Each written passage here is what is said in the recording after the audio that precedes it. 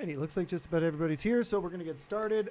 So yeah, I want to start off by checking the answers from the sentence completion questions that I left you for homework. That was the set number 7. I want to try out some of the harder sentence completion questions. So if you can send me your answers in the chat, we'll start with those, so we can take a look and see how you did.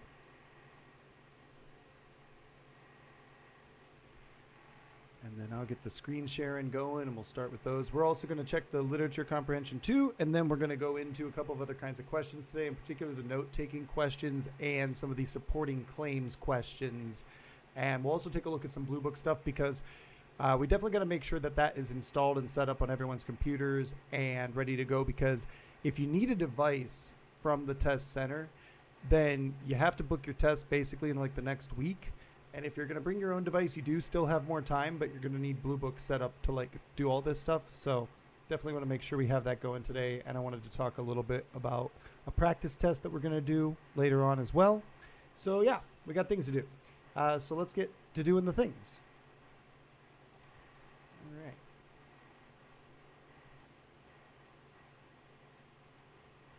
I got Sophia's, I got Camila's, got Sajana's.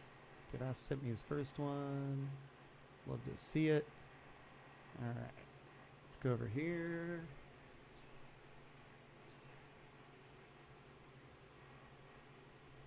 Thank you, Mohammed. Got your answers too. Love to see it.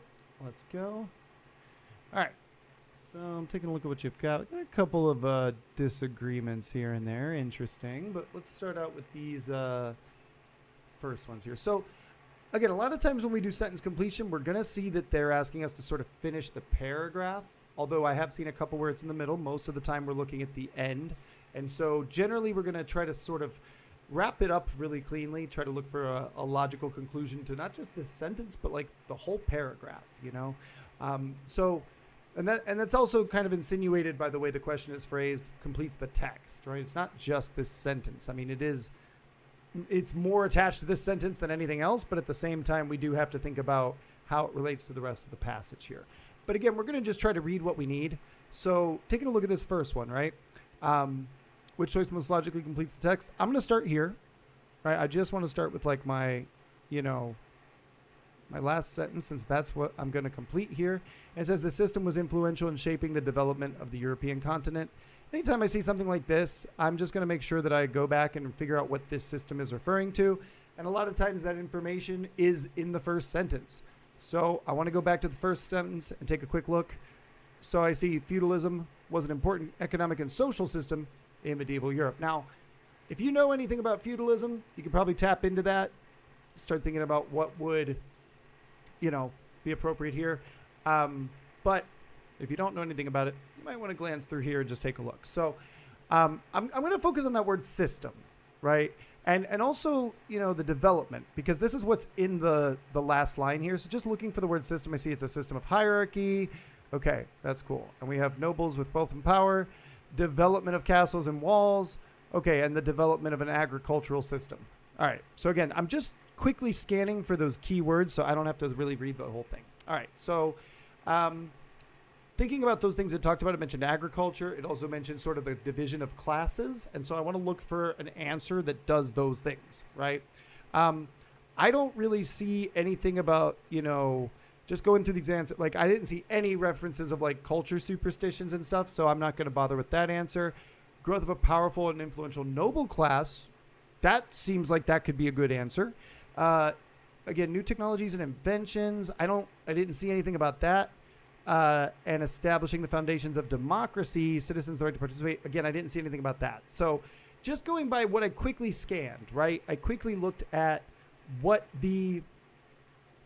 what this said. It said feudalism, important economic and social system. So I'm thinking economic and social. And I see here, we have the powerful noble class, the social landscape, development mentioned, urban development, but also agricultural stuff. And so I think that might be also true here, but I didn't see that brought up in any other answers. I'm leaning towards B.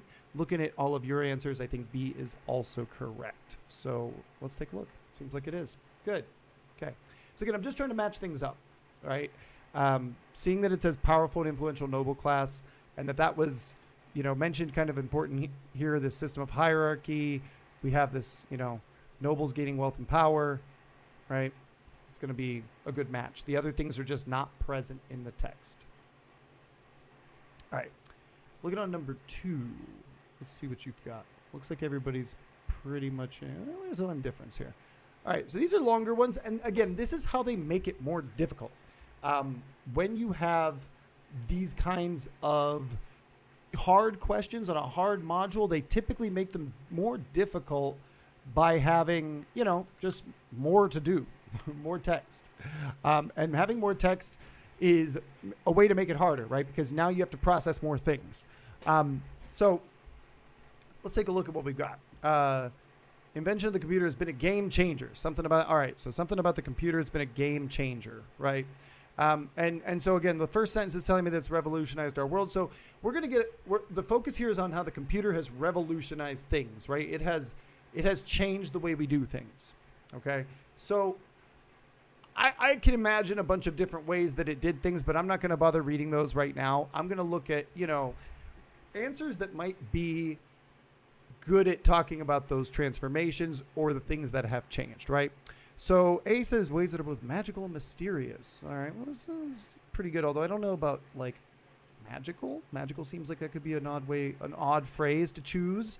But okay, it does, sort of summarize some of the things that I saw in the other parts here, like automating tasks. It mentioned that right here, and I see that. Productivity. Okay, so this could be a good answer. Denying us access. That's definitely wrong. Automating many tasks. Leaving us with tedious manual labor. Okay, so this goes into sort of like a negative territory. And something you want to make sure you do is match the tone. This seems very positive. Calling it a game changer is a positive thing. All right, and so it seems like it's giving a very positive slant. I'm not going to go with something like denying access or leaving us with tedious manual labor, preventing us from focus. This is getting negative, and so is this. So already I'm leaning towards A or maybe D here. Power to accomplish simple tasks with ease, reach out and connect with others in our immediate area, revolutionizing. Okay, so now if I was between A and D, as I see some of you are, what would be, I want to hear some different arguments from different people, right? What do you think could be a good reason to choose A? Because I've seen some people choosing A. I would like to hear some opinions. Why do you think A could be a good choice?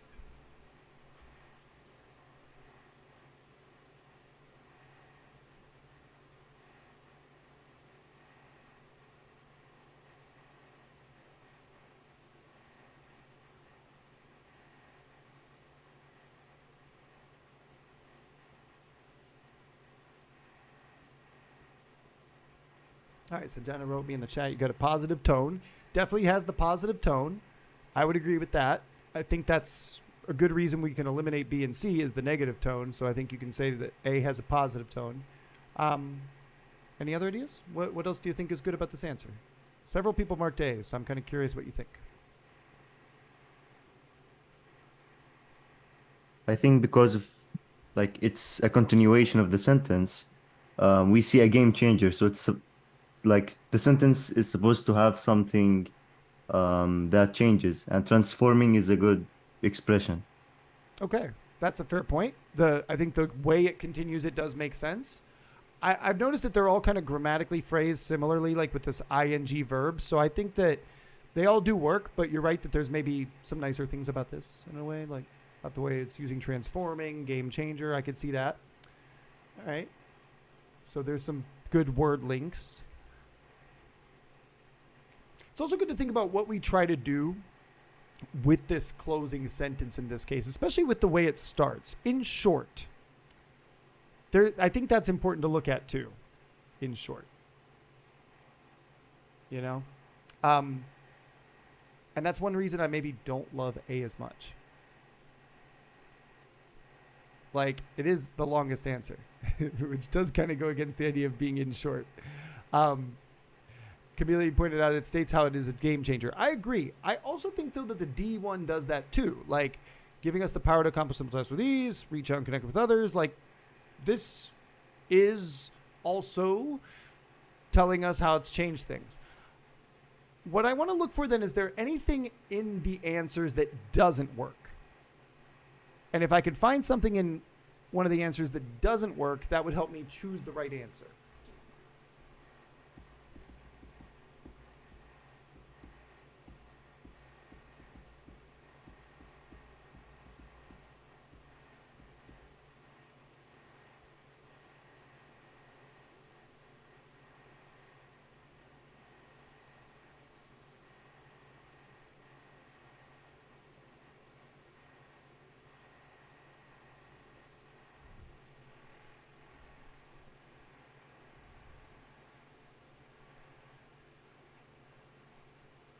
I think that there D says immediate area, and that is not mentioned in the text.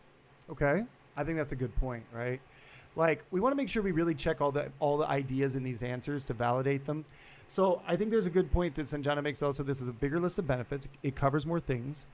That's a good point as well about this connecting with others in our immediate area. And we might realize that that's actually not totally true, right? I mean, it doesn't talk about it, but at the same time, we know like computers can go far beyond your immediate area. So there might be something a little out of place here. And I think that's a good observation you just made. I think that overall, if I have to choose between the two, I'm probably going to lean towards A, just because it does touch on all the points that were made. It matches a lot of the terminology, like productivity and efficiency, productive and efficient, right? Automation is in here. Like, I see it recapping or summarizing all of those main points, right? And while I'm not a huge fan of this, the magical and mysterious part, it does say like ways that were previously unimaginable, you know. So I could see some aspect of that there. Like, it's almost seems magical, right? You couldn't imagine it, couldn't understand it. It could seem magical. I think that would be your best choice, generally speaking. So I think A is the best answer. I can see why D is tempting, but I do think that this detail wasn't in the text and therefore it is questionable. While everything is here, everything in here is somewhere in the text. So that makes it a good summary. All right, good. I just wanted to kind of get you thinking about your reasoning. I want you to think about why you're choosing your answers. And you can really, and sometimes we have to take a minute and really test an answer and break it down into smaller pieces to verify if it's actually a good answer or not. So good job. All right. Let's see what we got for 3. Looks like most people agree here with D. So let me see. All right, so again, I'm looking here. Many of the principles in this text during this period have been adopted by modern artists, comma, something else. And again, this period, I just want to make sure, or this time, I want to make sure I know what I'm talking about. It's this movement of the century. Okay, cool. So we're looking for something related to modern artists here. And let's see what we got. So we have though. I like to look sometimes at the very first word, right? Though, however. Okay, who refused. Interesting. So that connects to the artists. Inspiring the works, right? Sometimes doing this is good because I'm probably not going to wrap up a paragraph with some sort of contrast, because it's like I'm bringing up an alternative point all of the sudden, and it doesn't totally make sense to do that. Like, I would probably just, like, why would I, introduce this idea of it being adopted by modern artists only to contradict myself? I would put this in the middle of a paragraph and then maybe explain it more. So that automatically makes me think A and B are not the best choices. Who refused to continue or shape the influence of the design industry. Okay, so that, all right, so despite the continued relevancy of this seems a little weird. Also, this one also has a contrast here towards the end, which I'm not a big fan of, because it seems to contradict itself in this case. Continued relevancy of its principles. Like, okay, they refuse to continue to shape the influence. Yeah, this one kind of goes back and forth on itself. I don't like it. Inspiring the works of many contemporary creatives, continue to shape the world today, despite that it was not universally accepted. Okay, that seems like a good explanation to me. It does have this little contrast here, but it's fair because it's showing that these people were like embracing this, right? So, and it's a separate time. We're comparing the past to contemporary modern artists, which I think is a good answer. So let's see if it's right. Yeah, I think D was good. Again, sentence structure is important. I'm going to lean away from answers that are just these, like, contradictions because I don't want to finish on a contradiction. You know, looking at 4. Let's see. Looks like we got some C's, we got some A's. Interesting. Okay. So, all right. Its influence has been profound. War and Peace is what we're talking about. It's a classic novel. Okay. So, again, impact of war and its consequences on the people of Russia. I like to read that first sentence in the paragraph. Gives me a clear idea of what we're talking about. Okay. So, war and consequences on the people of Russia. Influence has been profound. So I want to think about something that's related to influence and something that also touches on this idea of like the, consequences of war. A does seem to be doing that right away. Inspiring generations of readers to think more deeply about the consequences of war, the power of peace. Hey, that's the title of the book. That sounds like a pretty good answer. Okay, again, although makes me lean away from this answer, the most effective, I don't know about this. I mean, it's talking about the impact of war, like its consequences. Like, I don't think it's going to be like, hey, war sucks, but it could be okay. Yeah, that doesn't seem right. Embrace the power of love and understanding that surpasses any barriers. Okay, if I see an answer like this, I got to quickly check for barriers. Like, it says politics or religion. Is there any reference to that here? And I don't see anything like that. Like, I'm quickly looking and I just don't see any barriers. This is way too extreme. Flames of chaos and destruction. Like, whoa. Okay, take it easy. Yeah, I think A is your best answer. Yep. Okay. So let's see what the last one's got. All right. So Eli, when he's contingent, he'll lay down some of the building blocks that. Okay, building blocks that. So we're looking at what was built after that, right? And I might want to go back then a little bit because, all right, it talks about this massive impact on the economy. So it says here many plantations were able to expand their operations, and also simultaneously fueling industrialization with that money. So there's something to me about like this being an important machine that would build the next industrial economy. So because of the fact that this first sentence is also focusing on the economy, I'm assuming that we're going to stick with that idea here. And so right away when I see global politics, I'm like, I'm not inclined. I don't like that answer. Unfortunately, current world temperatures. Okay, I think that global warming being attached to the cotton gin is a bit too far. Propel the country and dip his. Okay, yeah, again, same thing here. Like space exploration from the cotton gin, slow down. Like the text talked about it transitioning us to industrialization. I don't think these are good answers. Would eventually lead to America becoming one of the world's most influential economic powers. Okay, so see, the fact that I see this matching with this first sentence tells me this is probably a good answer. And it is. So with these, I feel like you want to do a lot of a process of elimination here. Really look at like, okay, if it focused on the economy, I'm going to want to wrap it up with that. We like to come full circle. And the first sentence and the last sentence usually have some connection. So I'm not going to change into politics and I'm not going to jump so far forward as to talk about like, global warming or space exploration because that's a leap too far. I mean, it told us in the previous sentence here that we went from like more agriculture to industrialization. That's, we're not going to go all the way to space. So D, good stuff. Any questions about any of these?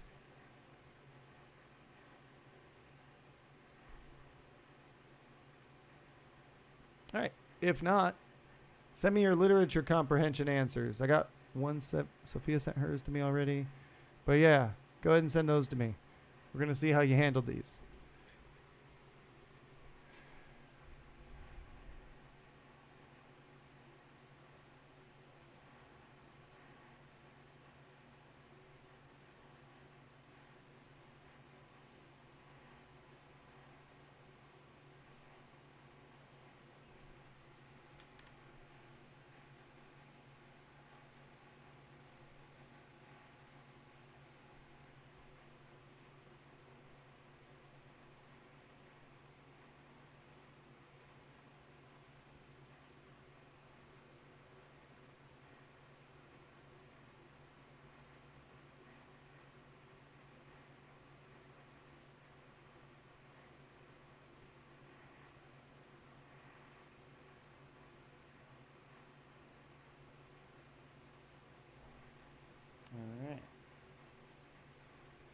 Yours, Mohammed. Thank you.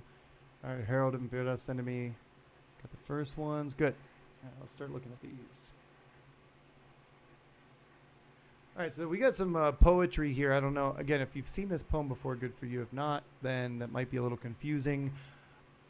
A lot of times the poetry questions are main idea questions. So when we deal with this kind of poetry stuff, like we want to think about, you know, how we can decipher things. I talked about it last week, how we want to just try to simplify the language, make it easy to understand for yourself, right? Don't like overthink it, right? Simplify things a little bit.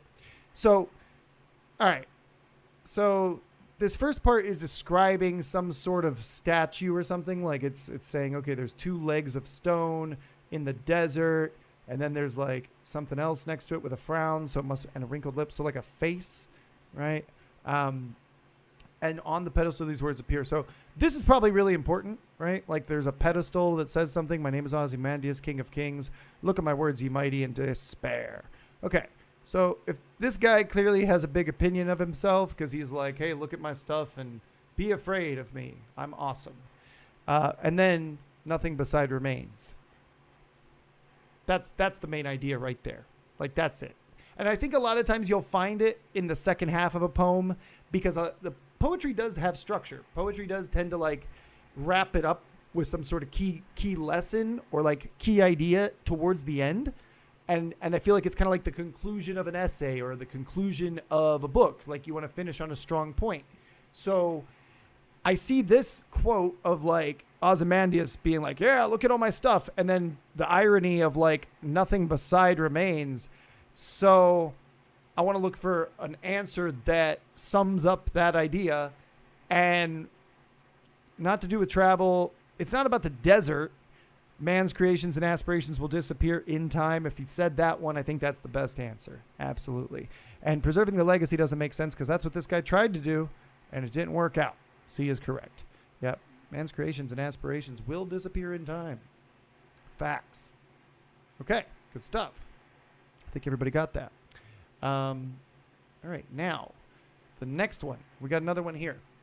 Okay. So, similarly, I have this sort of structure. And I mentioned this last week when we looked at the Shakespearean sonnet. Notice the connectors. Like when I see and, I know we're still building the same idea, right? And then when I see like a but or something like that, I know we're probably transitioning to where this sort of like final lesson or main idea is. Okay. So it keeps saying, oh, melancholy. And these other O's are going to be like things that the person is saying to the concept of melancholy, the concept of sadness, right? So he says, hear my plea, your grasp on me must cease to be. I got to stop being depressed, basically. I will not accept it, and I wish I could flee, but I know I must find the key to set my soul free. Okay, so it seems like it's his own problem. Your hold on me, I must release. Like, I've got to get over something to get away from this sadness. I have to make some action. So exploring the relationship, I mean, it's more complex than that. I think that's kind of true, but I don't know about that one. I mean, it's accurate, but I think there's a bigger point to it. LKX is a prison. You can't just get yourself out of prison unless you're on prison break. So I don't think that's true. One must allow themselves to be released from sadness. That does sound like what he said, because he says, your hold on me, I must release. So he seems to make this point that like there's something he has to do. And so I think C is looking pretty good. He didn't say what it was, so I don't think I can answer D either. I'm leaning towards C, and it is correct. Let's go. Sir, one question. Would you Sure. say that B is the second most likely answer in B? this poem? I think there's some truth to that. I mean, at the same time, I guess this prison concept would mean that I feel trapped or that I feel unable to like go out and do things, which I didn't quite see any evidence of that specifically. Like I would say I was leaning a little bit more towards A because of the fact that it is an accurate answer, but it's also kind of general. And I want something more specific. And so I could see some of this like prison support here, definitely in these lines. It's captured me. I find the key, like set my soul free. I could definitely see some logic behind the prison metaphor. I feel like I would want to see more of that metaphor, though, not just in a couple of lines, because these same lines also support this C idea, and so does this whole conclusion. You know? So there's definitely some support for B, but I think the main idea comes down to this idea that you have to get over it. Like, you have to do something to actually get happiness. Like, it's more about your overcoming the problem, the way I see it. And so, you know, that first half of the poem is really him like thinking about it and analyzing it. And then he gets to this kind of like the turn in the poem is when he starts thinking about what he has to do. And I think that supports the C answer pretty well.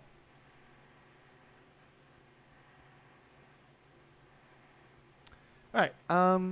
Looking at C, or sorry, 3. The third letter in the alphabet is C. My brain slipped. Let's see what you got. I'm getting some C's. I'm getting some B's. Interesting. Very interesting. All right. So what is true of the speaker of the passage? Now, again, read what we need. I'm going to stick to this right here, the speaker, because this is in quotes. This is probably all I really care about for now. So facts. Teach them facts. Okay. So nothing else will be of any service. This guy is like all about the facts. Just stick to facts. Okay, so the speaker clearly likes facts. All right, so passionate about education. I mean, sure, but I don't know. I think there's more to it than that. No patience for nuance. Seems like a possible answer. Personal discovery is the bedrock of learning. I don't know about that. He's talking about teaching facts, like memorization, I guess, like drilling the same ideas. Develop critical thinking. Also, I don't think that's accurate either. Just from this, right? Like, he seems to be insisting that you need to teach the facts. You need to teach like simple things that they can remember.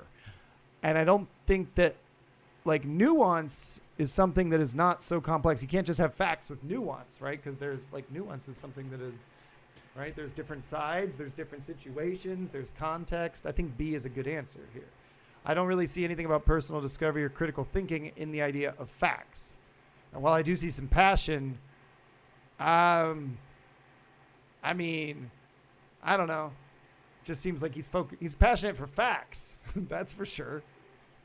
So yeah, I'm going to go with B here. Yeah.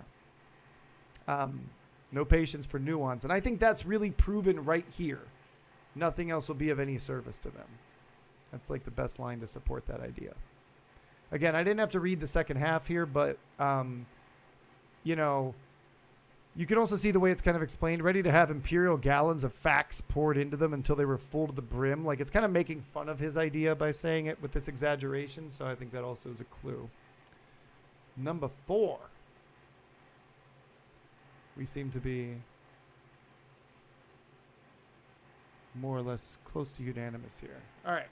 True of the narrator. All right. So the narrator, all right, this is a first person narration. So I'm going to focus on the eyes, right? Heathcliff had been absent for a month. Observed the back of a man. All right. I advanced. It was only a stranger. Only viewed him for a moment. He had time to look at his features. And then, okay, something seemed familiar. Not been, all right. Could have gone. All right, but there's something that he didn't like. He didn't want to look at the guy. And frame was large. Okay, so let's see. Now, this is attitude towards Heathcliff, right? It seems to me that there's like this person that he's talking about is not Heathcliff. So we got to be careful about what data we choose here. Like, this guy has been gone, and he sees someone that seems like Heathcliff, so he gets closer, sees that it's a stranger, right? So there's some interest in this person, right? Like, he sees this guy who's been gone for a month, and now he sees someone there, and he's like, ooh, maybe that's him. Like, I should check it out, see what's going on. So there's some kind of, interest in this person. And then the person that he does meet is somebody kind of different. So, like, I don't get a lot of information about Heathcliff here. I don't think I have enough information to say that he's intimidated or attracted by, like, to be attracted by someone. Like, you really like that person. You would have to get to know that person, I think, a little bit. Or you see, like, really nice physical features that would make you more attracted, but I don't really see enough evidence to support that, I don't think. Which know more about Heathcliff. I mean, C seems like it could just be the best answer, right? Like, just want to know more. All right, like, who is this guy? Ooh, it says A. Let's see why it says intimidated. Let's take a look. Oops, I think I lost somebody here. All right, so maybe I was leaning more towards this because of the lack of information. Let's see where there could be some intimidation. All right, so his countenance, I'm going to go back to this part here where he meets Mr. Heathcliff. And he says, okay, here it was. I missed this. When I first beheld him. So there was, all right, so now he's comparing to the real guy. So this is what I should have focused on here. I kind of like misread a little bit of this. Got to be careful on that. He says this part here then, it was the made me dread rather than desire to look upon him. So that is why you would say he's intimidated by it. Okay, so at first I saw this guy who's not Heathcliff and made some bad assumptions. This is where he does talk about the real person. He makes that comparison now. So I think that would be our best answer is A. And that threw me off for a second. I do see logic behind C, right? But then I guess there's more specific data about him for A. So, all right. Let's see the last one. Someone wrote on the group that he was trying to re-enter the... Yeah, I think it was Camila. Yes. I let her back in just a second ago. Thanks for letting me know, by the way, because I don't always have WhatsApp. I turn off all my notifications during class so it doesn't interrupt me. So, yeah, good looking out. All right, the Nelly. Where does the above passage take place? Okay, interesting. All right. Okay, so right away, they swung to her anchor. That just tells me right away we're dealing with a boat, probably. So it's going to be somewhere where something related to a boat. The flood had made, it was calm, being bound to the river. All right, so sea reach of the Thames. Okay, stretched before us. All right, so we got something on a river, right? I know the River Thames is in England, and swung to her anchor, was at rest. So I understand the ship is not moving, right? And being bound down the river, wait for the turn of the tide. I'm leaning towards this idea then that it is like on the river, but it is at rest. It's not moving right now. So it could be resting just outside of London. Where the Thames meets the ocean, though, the sea, it does seem to touch on the idea of the sea reach of the Thames, which could be that. Could be that B one. Haze rested on the low shores. It was dark above. All right, I'm looking to see what you guys all have. So I saw some D, some C, some B. I think we're all over the place in this one. This is probably the hardest one I've looked at. So the swung to her anchor and being bound down the river, like, suggests to me that it is indeed not moving. So there is support for this idea of it being a ship resting just outside of London. And I can probably, but the London part's a little questionable because I know that Thames runs through the city, but I don't know if like it's just outside the city. I'm not sure about that. Where it meets the ocean is what I'm leaning towards right now, because it does have this couple of things about the sea. And that's kind of the best thing I think I can figure out. The sea and the sky were welded together. So like they're looking out at the sea and the sky, the way they're meeting each other. So it's got to be on your way out of the river. So I think that's going to be right. Did anybody else see any other evidence or anything that like supported their answer? I'm kind of curious what you focused on in this one. Feel free to share.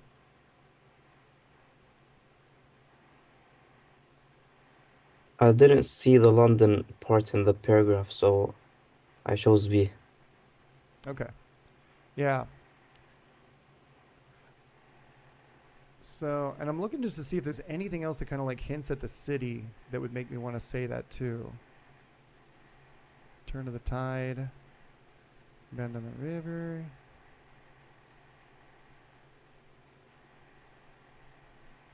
Ooh, at the same time though, there's something about this here that makes me think about it. So, yeah. Now I'm spending a lot of time on this, and at this point I probably should just mark it and move on, to be totally honest with you. And it's important to keep that in mind. We want to try to keep our responses to 1 minute.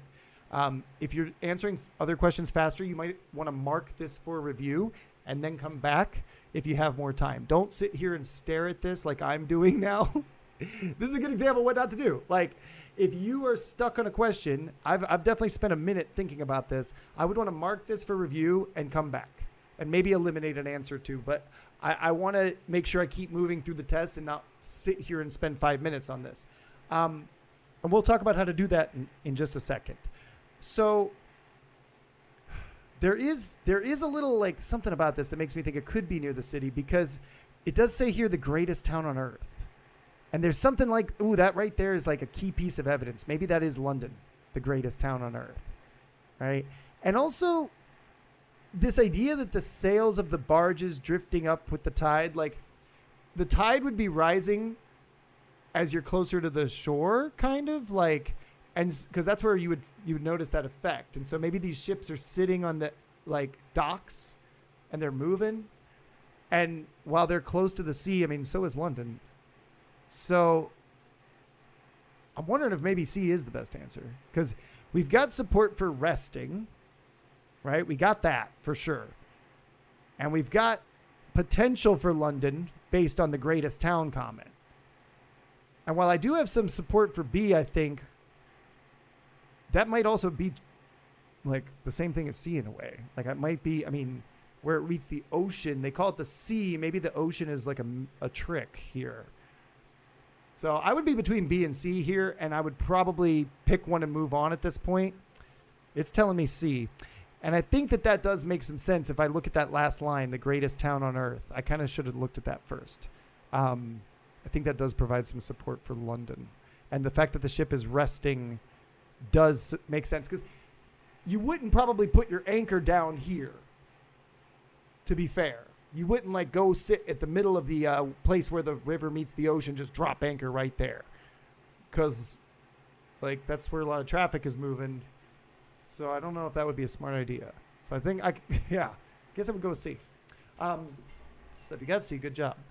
If you weren't sure, that's okay too. That's a hard question. So again, keep in mind some of the things that we want to do here. Like we want to try to eliminate answers. We want to try to simplify the language. We want to look for little pieces of evidence that match with the answers that we have. And we also want to, make sure we don't waste too much time, because we have a lot of things to do. Sophia, you got a question? Yeah, I actually have a question of the question. Sure. Is it better to, if you really don't know the answer, if you come back to it, is it better to just mark the one that is like probably the closest one, or just, guess, or just leave it blank? I would say that if you're between two choices, if you've eliminated a couple of other options that you don't like, you should probably guess between one of the ones that you think it could be, right? Right. At the same time, like if you really feel like you're not confident with those eliminations, also, think about that too, right? Like, do you really feel like I can definitely say this one is not the answer? Because it can also be easy to kill an answer that could have been the right one if you're not processing it well. But generally, yeah, I want to try to eliminate some answers that, and the barge thing didn't make much sense to me. I didn't really see enough evidence for that. I don't know what a cruising yawl is, but it's not a barge. And they talk about barges here, so I don't know why I wouldn't use that terminology here, right? Like I could probably say it's not a barge. So I'm probably going to get rid of D. Right? Banks of the river in London, I don't really know about being on the banks. I don't think you would be on the banks in the city, because then you would be Like the river meets the city with like docks and piers and things. Like I don't know if that makes sense, you know. So I would probably like have killed A and D and stuck with B or C and then come back here and taken a coin flip, you know. It's a 50-50. Could I see the options again, please? Like, Sure. Let me share this with you one more time. So yeah, like just looking at these four, I mean, I could try to use process of elimination. I would probably have killed D for sure because, again, like if it calls the boat this and then it uses the word barges, that implies that this is not a barge. Like they could have used the same term and they didn't. So I don't think so.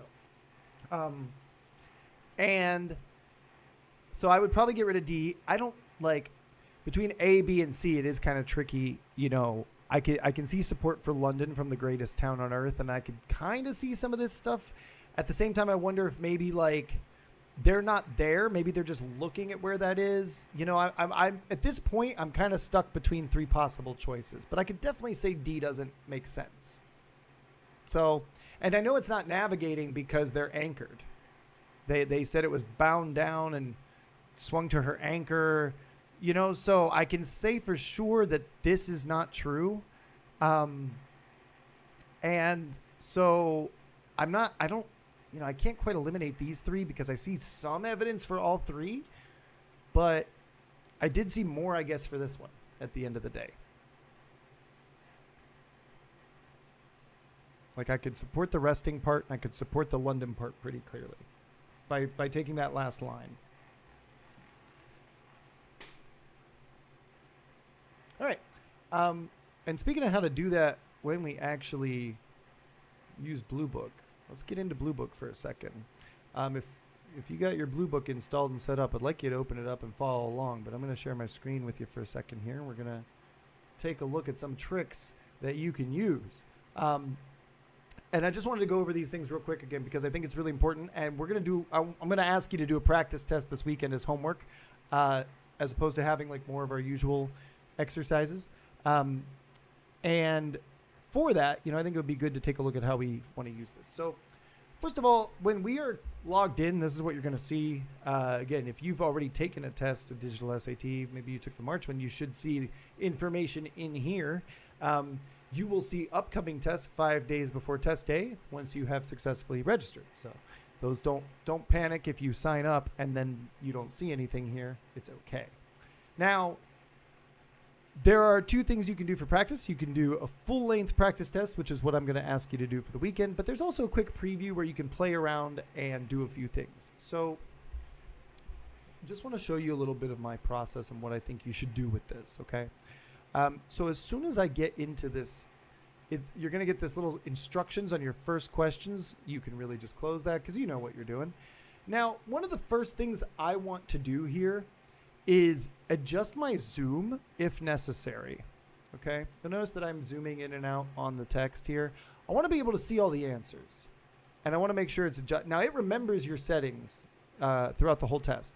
Obviously, this would be way too much. This is not enough. This is just right, you know. So I want to put this somewhere where I can definitely make sure I can see all the text and see all the answers.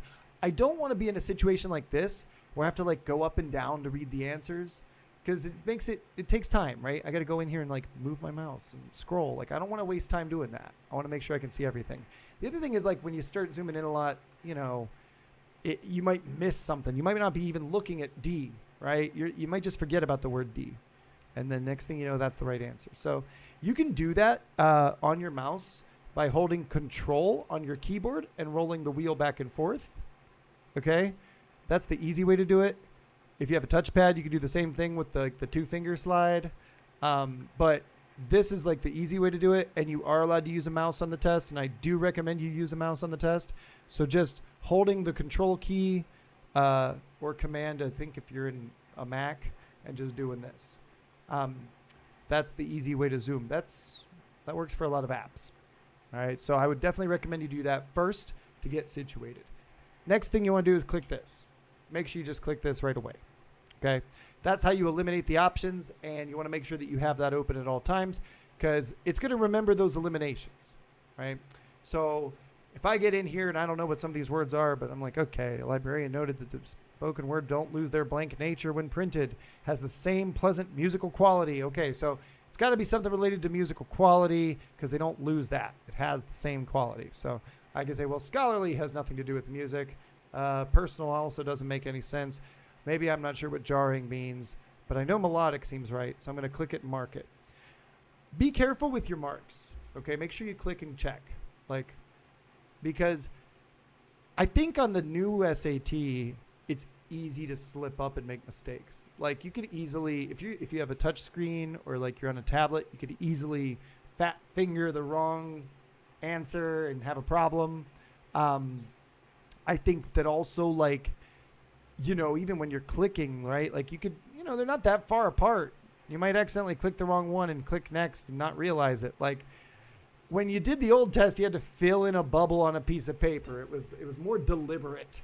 You knew you were filling in the bubble B or C. And here you're clicking quickly. So I think it could be a little easier to make that mistake. Just be careful, you know. Then you go next. And so let's say I was in a similar situation to what I was in before where I'm like, you know, man, I'm not sure. I've been staring at this question for a while. Is singularity impelled to closer scrutiny? It's the function, like, you know, stranger student first plan himself, introduces the setting. Well, I don't think it introduces a setting. I mean, elaborates on the previous description, sets up a character description. So does it elaborate or does it set up? I don't know. I'm confused. Maybe here is where I'm going to go ahead and mark something for review, right? And when I do that, I'm going to be able to come back and check this very quickly because it will be here down at the bottom, right? You'll see that item 2 has the little flag on it. And when I get to the end, it's going to take me to a review page, right? So that's what the review page looks like. I'm going to get sent back here, right? And I can quickly click on any one of these and go back. But I can also just do that down here. I can just go like this, right? If I want to, which is good when you're doing review. But having that little red flag there is going to help you to remember to review that and come back and double check these. Instead of sitting there and staring at it, waiting for divine intervention to give you the answer, just move on. Sometimes, honestly, coming back makes it easier. Like sometimes you just get stuck in a particular line of thought. And when you come back, you see it fresh. You see it like new. And that makes it easier for you to kind of like find the answer sometimes. So don't be afraid to do this. You know, mark it.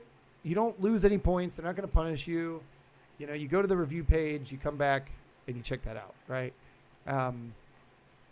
Main purpose of the text. Okay. Posture can influence cognition, but don't overstate this phenomenon. Okay. Found no difference in the group's performance. Sounds like they're trying to say here that some research is not that important, right? There's actually, like, some of the previous ideas are wrong, right? Maybe critique the methods and results reported in previous. Okay, why caution is needed is probably a better choice, right? Go with that one, sure. So you keep going through these and you'll work with that. Now, you'll notice that this little part does not use the timer. The timer will be active on the practice test, but on this little demo, it's not. So you don't have to worry about that here.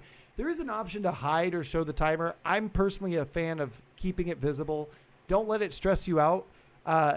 If you hide the timer, fun fact, when you're down to 5 minutes, it turns red and it can't be you can't hide it. So why hide it if it's going to appear anyway and be scarier? You're probably just better off, you know, leaving it open, get used to it. So you go through, you mark your answers and do your things here and all right, whatever. Maybe I mark this one for review too because I'm not sure about this one. And then when I get to the end, I'm going to see that I've answered everything except, I forgot to answer number 2 and I did mark it for review. Let's go back there. All right, I'm going to say it sets up the character description. Go back to 7 because I see that that's marked for review. Double check. Reasons from dying language following is that, I don't need any punctuation at all. Okay, that's the right answer. All right. And by the way, if I'm here, I don't want to keep doing this. You don't keep clicking next. Notice how there's like a delay. Like that slows you down. And if you go back to number 4 to review and then you want to go to the end, don't click next 23 times. Okay? Just go back to review page. And then you click next. And then that module is over and you would get another module. Now this is just the demo. It's going to, I think, send me straight to math. And with regards to math, you do have this calculator function here. I am sure you will see a little bit more of that in your math classes. But this is beyond my pay grade, to be perfectly honest. Although I have heard some good things. Some people leave comments on the videos and say that they like the calculator. You can move it around at least, which is nice.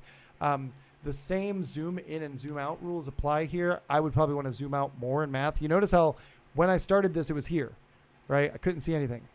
Zoom out a little bit. Now I can see all the answers. Sophia? Yeah, could you show the calculator again? Because I thought that we were going to graphicate the equations ourselves. But So you now that are, I yeah, you're allowed to bring your own calculator for everything, first of all. So you can do that. They have this thing in here, which, from what I've heard, some people like it for the graphs and stuff. There's a lot of stuff in here. So, and I'll be honest, I don't understand everything here. I'm not the math guy, so I'm going to avoid giving too much in the way of opinions or advice. is Edu going to teach us about that? Yeah, I've mentioned that we're going to make sure we go over some of this stuff. But, you know, play around with it yourselves, too. That's why they have this practice area, because there's no timer, so you can sit here and just play around for 20 minutes if you want. And I would recommend you do that. Like, get in this app and spend some time with it, okay? You want to be comfortable with this thing. And you want to be comfortable with it on your device so that you know how it works. I have another question, sorry. Sure, tell me. No, don't apologize. I like questions. Well, I think that in the old ACT, but I'm not 100% sure, feel free to correct me, they gave students like a blank piece of paper in like the math section, or I'm not 100% sure. Are they going to give us like a piece of paper, or does everything need to be in that calculator? So the answer is yes to both. They did used to give you paper, and they still do. You are still allowed to get some scratch paper for math questions on the new test. I'm paranoid, so I would still tell you to bring your own, just in case. A couple blank sheets of bond paper would not hurt you, but they're supposed to provide that for you. And so if you do prefer to do some things by hand, or you like writing things out, you're all good. That's still allowed. There's also a little reference sheet with convenient formulas, so now you don't have to memorize like the formula for the volume of a sphere anymore. That's pretty nice. I appreciate that they give you some of this basic stuff in case, like, that actually helped me when I did the practice. I was like, yes, because I don't remember any of this from high school. So I was able to get a few things right. So yeah, that's kind of nice. They give you a little cheat sheet. And that's basically it. Other function that I would like to point out that I don't recommend you do, but it is an option. You'll notice there's an option for an unscheduled break. You can ask for an unscheduled break on this. You can request the proctor in the test room, and they will come over and they will make sure that that no question has been left visible. Because like they don't, if you left this open, someone else could look and see that you marked your answer. So they will make sure that there's no answer marked, or it's like the next question. And your clock does continue to run. So unscheduled break does not give you free bathroom time. But like if it's super, super urgent and you got to go, like, I guess you can. So it's nice that they have that option now. Another question, Sophia? Yeah, sorry for answering. No, you're good. You're good. Just don't. Well, does that calculator is the exact same one that we're going to have in the exam? Like, Yes. does anything of this change in the exam? No, this is the whole thing. So that's why they're giving you all these tools in here so that you can get practice with it. So the format's the same, just the question. Yep. And in fact, talking to a lot of people, I've been getting a lot of feedback from people who took the test in March. People who left comments on the channel, people who took the test with us in our previous group. A lot of people found that, there's a lot of very similar questions with just different numbers. You might see a question just like this with the same exact line, but just different numbers, and it makes sense because that's kind of how math is. Like, if, you can only test certain kinds of questions so many different ways, right? The same concept applies, but you have different numbers. So really getting into these practice tests is good for you. Like, I know that what we are doing in our class and the material we're using is very, very similar, but I also think it's important for you to spend some time in here and see what they're sending you as well. Like, this is your biggest source of official content. My content is similar but unofficial. This is official. So get in here and spend some time in here. Like, if you want to get better, you want to spend some time in this thing. And that's why I want us to do a practice test this weekend so we can kind of see how we're developing on this overall, and what else we need to work on more. That's going to help me also personalize things for the last few classes. So definitely make sure you get this set up, get in here, get comfortable using it, because I think that's going to make it easier for you to do the test, effectively. And if you're going on test day and you've only opened up Bluebook a couple of times, you're going to have a bad time. Any other questions on this right here? Yeah, I have a question. Sure. Do you think that 4 practice tests are enough to prepare for the SAT? Because I've heard from friends that when they did the paper SAT, they have solved, I don't know, like 20 practice tests. Yeah, Is 4 enough? I don't think it's enough. I'll be honest. I don't mean to be negative, but I don't think it's enough. And unfortunately, that is the situation we're in. But, that's why we're trying to make more stuff for you and find ways to use the practice creatively. It's true. Like look, when we would teach these classes before for the paper SAT, we had dozens of past exams that had been liberated over time, like that they weren't using anymore from like 2016, 17, 2018. We had book publishers. You had Kaplan practice tests. You had Pearson practice tests. There's other ones whose names I'm forgetting, McGraw-Hill. Like, there are so many different book publishers that put out practice tests that while they weren't official, they were designed in collaboration with College Board. They're pretty good, We don't have any of that right now.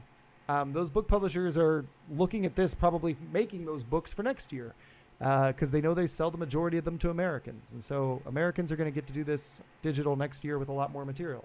Unfortunately, we're stuck. But on the bright side, you have these 4 practice tests, and you also have some more content actually that is hidden. And I'll show you where to get that. This is interesting as well. I've been following some Reddit posts about the non-adaptive practice tests. I'm going to switch my screen share so you can see this here. And we should take a look at these probably at some point. But so you have 4 official practice tests in Bluebook in the app, but they also have non-adaptive SAT practice tests on this link. And obviously because it's non-adaptive, you're not going to get a hard module. If you do well in the first part, it's a piece of paper, right? But there are questions in these that do not appear in Bluebook. And some people have estimated that it's about 30% of the available material. So there's actually, there are 4 practice tests officially in Bluebook, but there's also these 4 practice tests that have unique questions. So there is more stuff if you use these for practice. So I would encourage you to check these out and do that. There's 4 different ones. They're in PDF forms, and you can download these anytime you want from this link, which I'll conveniently throw into the WhatsApp group for you guys. Mohammed, I see your hands up. Tell me Thank you. Yeah. Yeah, I was gonna ask if Khan Academy, if it had any practice tests for the digital SAT. Yes. Khan Academy is building on the same ones that are in Bluebook. So if you go on Khan Academy, you can get more feedback about the questions from the Bluebook exams. So more explanations as to why this answer is correct, basically. So that could be helpful for you, definitely. If you want to review your work, you can go to Khan Academy and kind of get a better sense of why your answers were right or wrong, but they are the same questions. So it's nothing new, nothing different, but at least you get more explanations. Sophia. Okay, thank you. I don't know if you called my name first. Just now, yeah. I saw your hand up.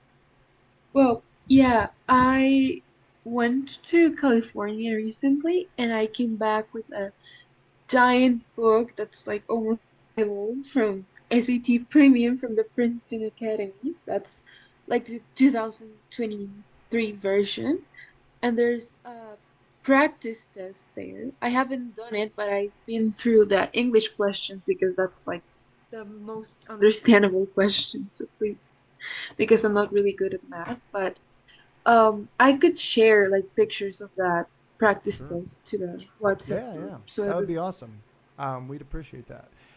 My word And of oh, also, go ahead, continue. sorry, I'm not 100% sure if like, well, at least from what I've heard, the Princeton review is like a very trustworthy source, and it's, well, it's not an official source, that related exactly to the SAT, but they do prep as well, Hmm. and there's like many sort of advice and things there, but I was wondering if there's any other book or any other resource that we could use.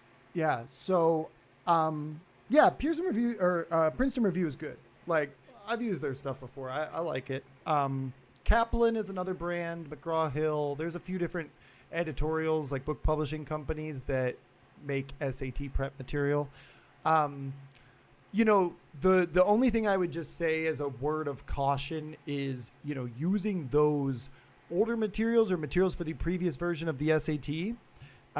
Just keep in mind that the structure in English especially is really different. I think a lot of that material can be very helpful for you in math. And I would also say the writing part of the old test is kind of similar. You could get some good practice for like, you know, certain types of questions. They're like grammar questions, punctuation questions. They're very similar, you know. Um, with the reading part, I would be more careful just because it's so different. Um, you're doing 10 or 11 questions based on one passage as opposed to one question, one paragraph, one paragraph, one question. And that means that some questions can be answered because of other questions. Like, there are many times where I've been doing the old SAT format and I'm like, oh, the main idea, I got it. Oh, okay, well, then that means that this is the right answer for number 6. Oh, and if number 6 is C, well, then number 7 has to be D. And you can't do that anymore. So you do want to be a little careful.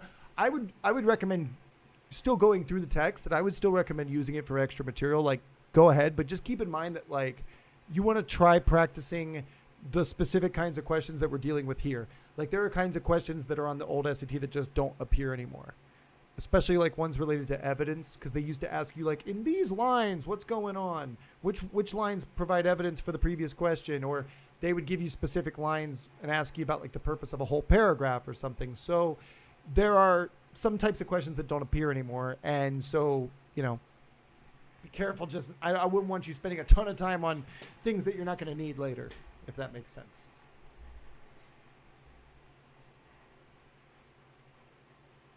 All right. So, anywho, when I get to the end of this, if I go all the way to the end here and I were to just hit next, it would give me my corrections and stuff. And so again, just with Bluebook, I want to make sure that we're all like, getting comfortable with this, that we're all using it. I think it's important to make sure that we are getting familiar with this so that you have time to sort of see, how it works, what you can do. Um, and that's more or less what I wanted to say about that. Uh, any questions about this thing? If not, I think we'll move on. Has anybody had any like technical problems, difficulty installing, or anything like that?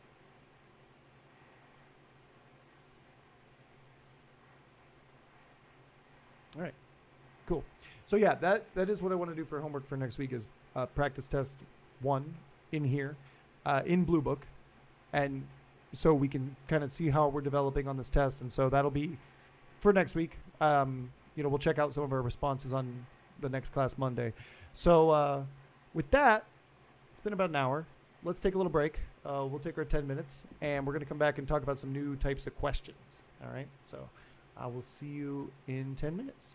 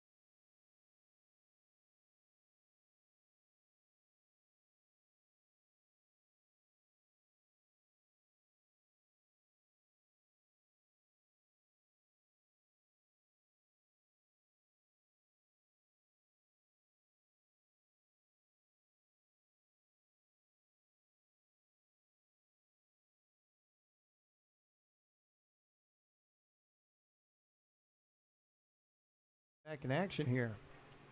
Yeah, oops, I just leaked my scores. It's okay, I don't mind. All right, so, yeah, let's get back into it. Oh, I see Sanjana left a question too. Less than 10 mistakes in the first module, the second module will be a difficult one. Is that true? I have not been able to confirm a specific number of questions to get the hard module or not get the hard module. They say that it also depends on the difficulty of the questions you miss. So there may be some truth to what you're saying, but I also think it could vary from test to test. Like if I get, if I miss a lot of like hard questions, but I get everything else right, I'm probably going to get, a more difficult module, but one that's like still more like the medium questions. If I miss a lot of easy questions and some hard questions, then it might kind of be the same, I think you might need more than like, or less than 10 mistakes. I think it could even be a lower number than that from what I've seen playing around with it. I would probably say it's probably close to like 6 or 7. You definitely do want to get that hard module because it does seem that the questions on the hard module hurt you less when you get them wrong. And I was experimenting with that in a recent video. Like if you have, just like one mistake in the second module, it took away 20 points. But if you have one mistake on like an easy question, the first module took away 30. So the hard questions are going to hurt you less and you're going to have a higher base because you got that hard module. So it seems like that's the way to go. But I don't know that there's a specific set number. And I imagine that could change a little bit from test to test. It's hard to say at this point right now, but from my experimentation in the practice tests, I intentionally tanked a couple, intentionally kind of went in the middle, intentionally missed just a few. And I haven't run enough experiments to be able to give you a hard number, but to me, it seems like you need probably get about 80% of the questions correct. So that would leave you with about, maybe 6 mistakes or 7 mistakes on the like first part to get the hard second part. What's your question, Sophia?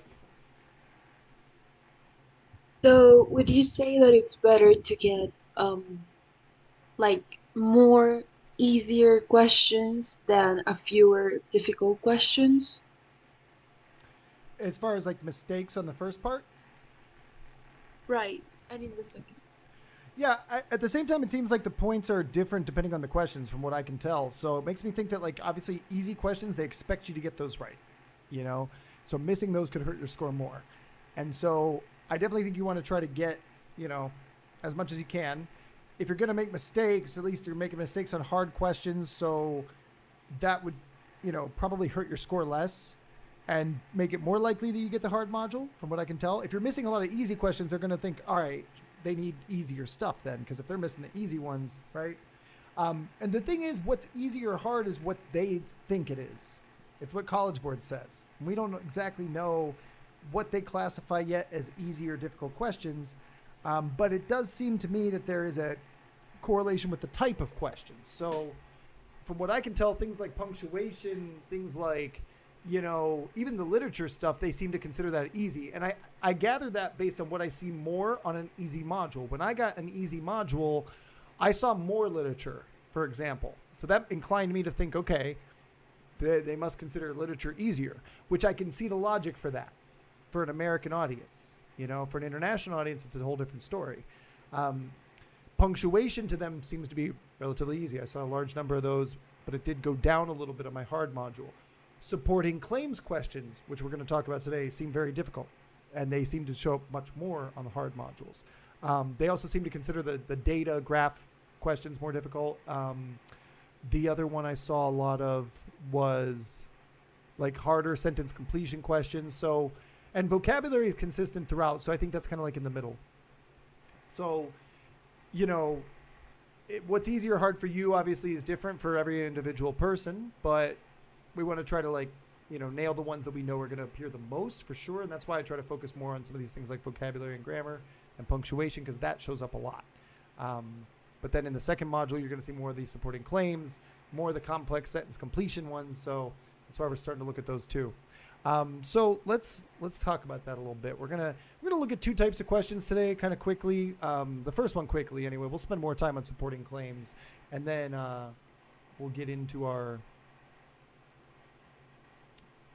our note-taking questions for now. So let me share my screen. All right, so again, when we talk about questions, we always want to make sure we can identify questions. These are the easiest ones to identify because all you got to do is see if there's notes. If there's bullet points on the left, it's note-taking questions, okay? This is a new kind of question on the digital SAT, so this is something you will never see on the old practice material. Just keep that in mind. This is completely unique to the digital SAT. It's really the only brand new kind of question that I could see. Everything else is some variant of older questions, but this one is exclusive to the digital SAT. But fortunately, I think it's super easy. And I think College Board agrees because I've seen two typically at the end of the first module, and I don't really see these appearing again a lot on the hard modules, so I'm getting the impression that they're not that difficult, and I think College Board understands that as well. So let's take a look at one of these and see how we can handle it. It's really straightforward. What I want you to do with these is scan the question for keywords and then look at the answer that best matches that. And then just check the notes to make sure the answer is correct. Okay, so I'm going to take a look at an example. Really, this is not that difficult. The question here, just take a look at what the question says. It's always phrased something like this. So there's a hypothetical student who is in class or researching a topic or whatever. Like they're doing student things. And then they take some notes and they give you like 6 or 7 bullet points. It seems like 6 is the default number, although I saw 7 on one. These can get longer in some cases, but generally it's like this, right? Like what you're seeing on the screen here. And the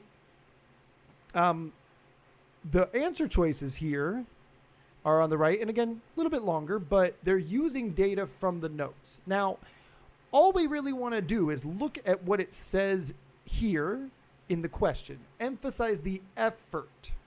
That is the key word. Okay, the effort required to achieve the moon landing. So I want to focus on a response that is focused on effort. And so what I want you to do right now is just take a look at these responses. Tell me which ones do not focus on the effort. Which ones can we eliminate right away?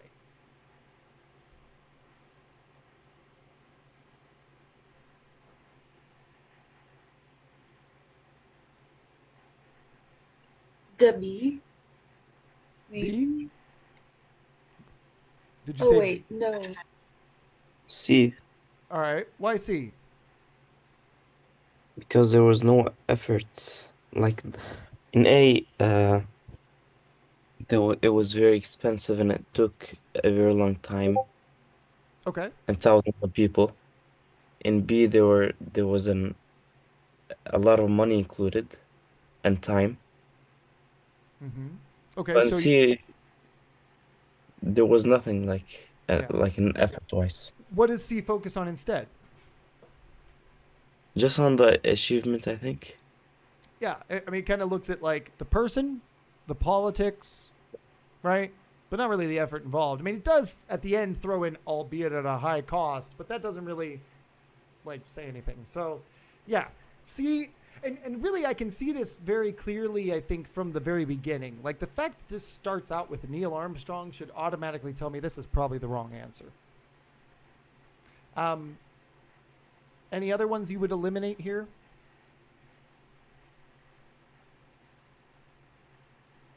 I think like, well, apart from the C, they all like express a different type of effort. I guess it's more like what exactly kind of area or type of effort like we want to illustrate. I wanted to say B first because I didn't really read C or D. Okay. That was my mistake. But also because like money, it is an effort, especially like, over the years, etc. But it doesn't necessarily, it's that very explicit as in like the effort we know or identify as. I think it's more explicit in the first one and the last one. Okay. So Jenna's hit me up in the chat with an argument for D. I think that makes some sense what you're saying here, that it explains what the project is rather than the effort given. And the first half of D does say the Apollo program was the name of the moon landing project. Like it's telling me about the project, but it's not telling me anything about the effort. And so right away, the fact that it contains irrelevant information is a reason I should get rid of it. I saw Mohammed's hand up too. Were you going to say something similar? Yeah, I was gonna say to eliminate D. Yeah. So C gives me some irrelevant information, like it tells me who and when and like the politics, way off topic. D tells me something about the program's name, cool, but like that's not what it asked for. So that's also wrong. So I also want to make sure I discard anything that's like off topic. If part of the answer includes it, but the other part goes off topic, there's probably a better answer. So I think we're leaning between A and B. It seems like we're all kind of like on that track. So let's, again, analyze these answers and take a look at what we can say in their defense. Like, I want to think like a lawyer almost, right? Like, how would I defend this answer being the right one or this one being the right one, A or B? Okay. So taking a look at A, it says it required highly advanced computers, which took thousands of people to design and build and were very expensive. Okay, so there's definitely a mention of effort, because it talks about the computers and being, complex. I think there's some truth to that. And there's also, in B, we have the employment of people, right? I saw Firas saying in the chat B as well, you're leaning towards that. Let's break it down, right? We've got the number of people that were employed on the project, which I think right there would indicate a lot of effort, right? I mean, 500,000 people, like, that's crazy. Investment of over 150 billion in today's dollars. I mean, that's an effort. Hey, it takes money to do things. I mean, if I asked you to pay $150 billion, you'd have to get to work. So you got a lot of work to do. So I'm not feeling like that's, a bad idea, right? Like, we got the number of people, we got a large investment. That's an effort, a financial effort, a people effort over an 8-year span. So it also touches on the time effort as well. Like, this wasn't just something they did over the weekend. This took 8 years to develop. Like, it's a pretty big deal. So at this point, I see like B has 3 pretty good pieces of evidence, whereas A focuses specifically on one thing. And while I see effort involved in that one thing, it focuses on one aspect, which is the computers. So I'm not sure about that one. Sanjana's also saying it's better to eliminate A. I think there's another good thing to look at here. So again, think back to my strategy, what I recommended here. We want to choose the answer that best matches and then check the notes to make sure the answer is accurate. So if I was stuck between A and B, what I'm going to do is take a look at A and see what I see in the notes, right? And look at the notes, right? I want to look for where it talks about the computers. It says today's mobile phones have hundreds of times more computer power than the computers on the Apollo spacecraft. Does it actually tell me like anything about designing and building those computers? No. It doesn't, right? So feels kind of good, but then when you hold it up against the notes, it's like, I don't know. I'm not liking it. I mean, you could say that's implied by the fact that they employed 500,000 people, and we don't know, did it really take thousands of people to design those computers? Like, we didn't get that information in here. What if it only took hundreds? What if it only was like 5 people that were just really smart? Like, I don't know. So I have to be careful. Like, I want to make sure that I validate the answer against the notes. So I can quickly eliminate C and D. And then if I'm stuck between A and B, I'm going to test the other two, right? And so if I look at B and do the same test, I mean, at this point, I can eliminate A and I would just mark B. But I would say the Apollo program employed nearly 500,000 people. Check. Approximately 500,000. Required investment of over 150 billion in today's dollars. Check. 160. 8-year span. Took 8 years to complete. So 3 notes are used here, and they're all correctly cited in this answer. And all of those things are related to effort. That's a good answer. Any questions?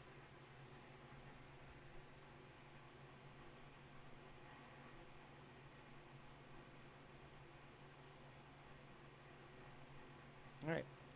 I'm going to send a few your way. Let's see how we handle them. Just going to try a few. Just a handful. I don't have a ton of these, to be honest, yet, because they take a while to make. Surprisingly, they're kind of a pain. And also, it's just like, not that hard. I don't feel like we need to spend too much time on these. So I'm gonna drop this in the group. I'll send it to everyone in here too.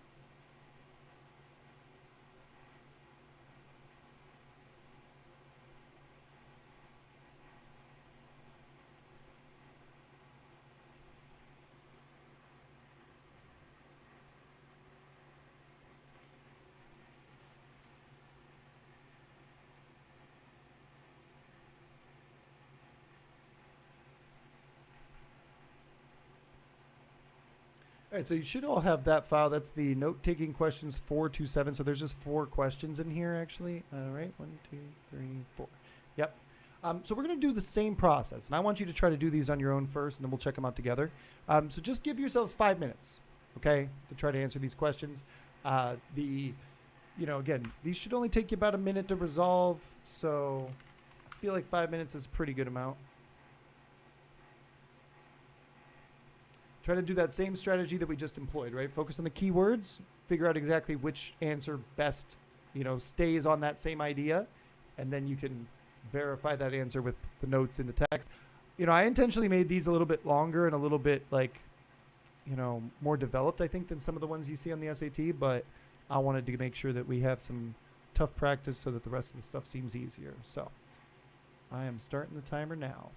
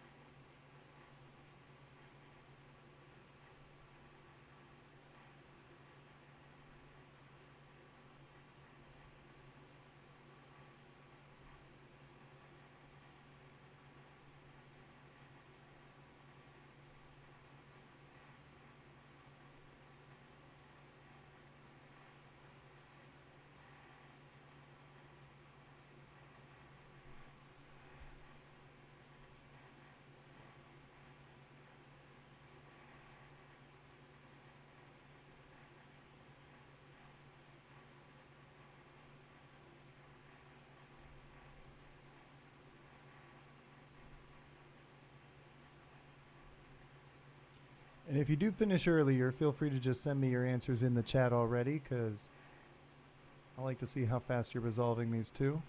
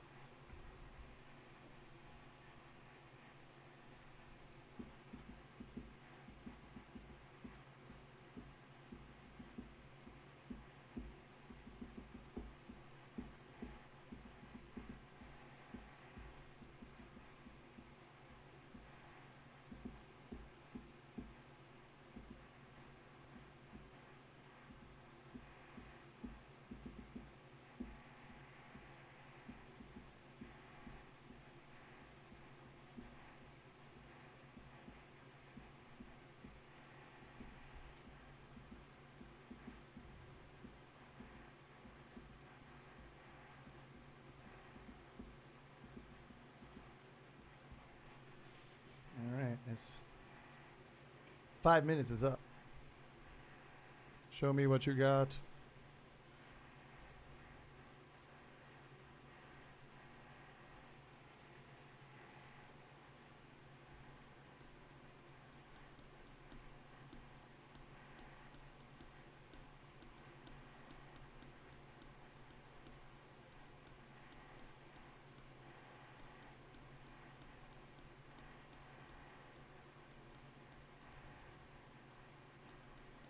I got Nicolas's answers. I got some John's answers. Where's the rest of his answers? Harold's sending me his. Got Muhammad's. Thank you, sir.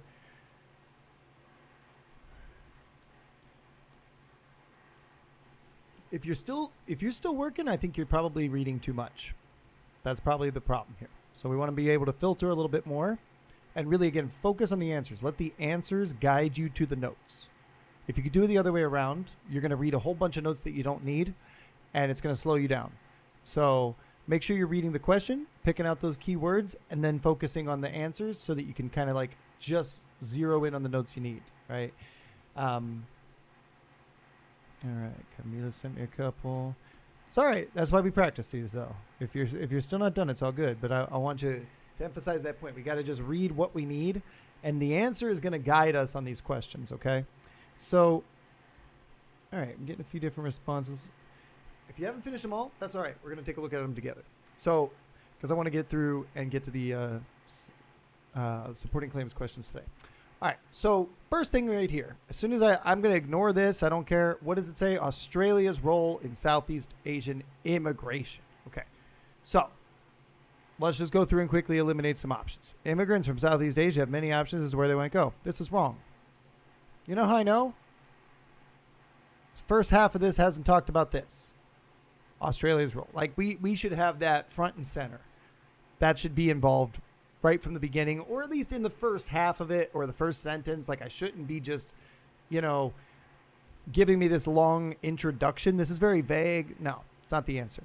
That's going to be no. Okay. Immigrants often face language barriers, cultural differences, and okay. See, this doesn't talk about Southeast immigration. This is just immigration stuff. Like this is just general information about immigration. And again, it's not focusing on Australia. It's coming off with like a big intro. I don't like either of these two choices. Immigrants. Okay, so here we go. Like right away, I see this and I'm automatically like, ooh, I want to read this one because this one starts off with immigrants in Australia. Like that's exactly what I'm looking for. I can tell that these two answers are not right because they're not including the two key ideas, which is Australia's role in Southeast Asian immigration.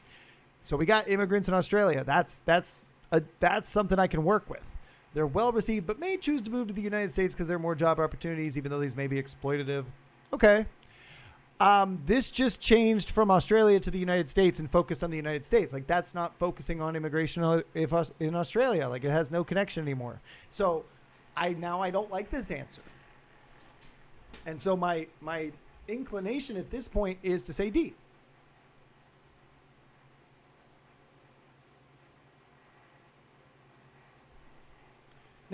Can we confirm D? We sure can. Okay, it starts off with Australian.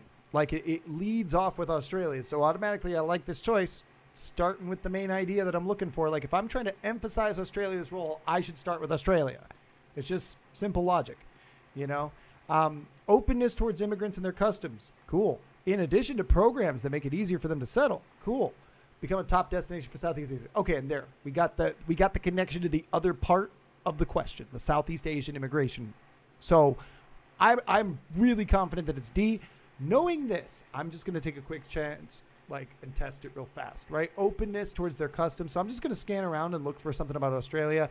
Okay, so here's Australia. It says they have assistance with training programs, housing assistance, make it easier for immigrants to integrate. So that confirms this part. Great. All right, what else says Australia? Others, like Australia, are more accepting of cultural differences. Perfect.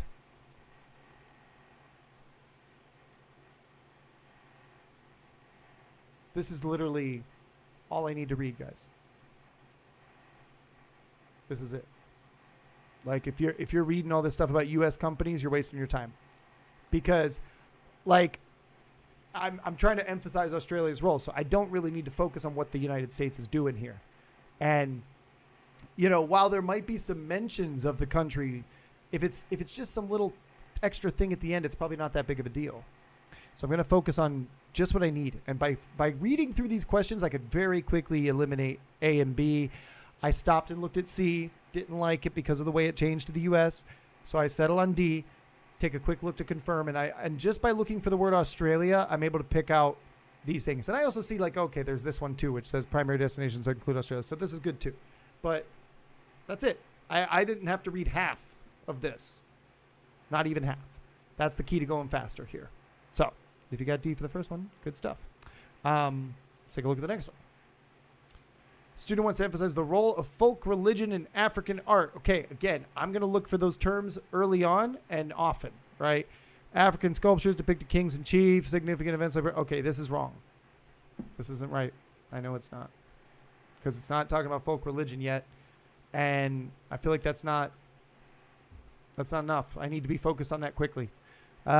African art is heavily influenced by folk religion. Ooh, that sounds like a good answer. Let me keep reading this one. With masks and sculptures, with deities or ancestors. Okay, cool. There's also music for religious. Okay, another example of art. This has to be the right answer. This has to be it, right? I'll just, for the sake of illustration, if I was doing the test right now, I would probably just mark B and move on, to be totally honest with you, because this is not that complex. But for learning purposes, let's just look at some of these other options real fast.